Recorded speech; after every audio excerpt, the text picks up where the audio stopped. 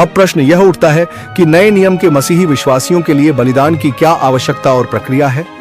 Bible स्पष्ट रूप से सिखाती है कि हमारा युद्ध रक्त और मांस से नहीं है, बल्कि स्वर्गीय स्थानों में रहने वाले शैतान और उसकी दुष्ट आत्माओं से है। पुराने नियम में मेमने और महायाजक के द्वारा बलिदान चढ़ाया जाता था, लेकिन नए नियम में हमारे लिए यीशु मसीह ही महायाजक और बलिदान का मेमना है। जब यूहन्ना बपतिस्मा देने वाले ने यीशु को देखा तो उन्होंने कहा, देखो, यह परमेश्वर का मेमना है जो जगत के पाप उठा ले जाता है। इसलिए अब हमें शारीरिक बलिदान की आवश्यकता नहीं है, बल्कि आत्मिक रूप से अपने जीवन को परमेश्वर को समर्पित करना ही सच्चा बलिदान है।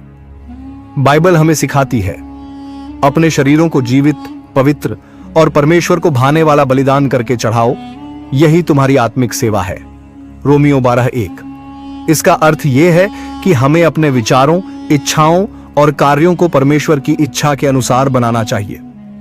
जब हम पूरी तरह से परमेश्वर के अधीन हो जाते हैं तो शैतान हमारे सामने टिक नहीं सकता और हम पर विजय प्राप्त नहीं कर सकता। जैसा कि लिखा है, परमेश्वर के अधीन हो जाओ, शैतान का सामना करो और वह तुमसे भाग जाएगा।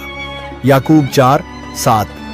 इस प्रकार पुराने नियम के बलिदान की अवधारणा अब मसीह में पूर्ण हो गई है और हमें आत्मिक रूप से परमेश्वर को समर्पित जीवन जीना है, जिससे हम शैतान की योजनाओं पर विजय प्राप्त कर सकें।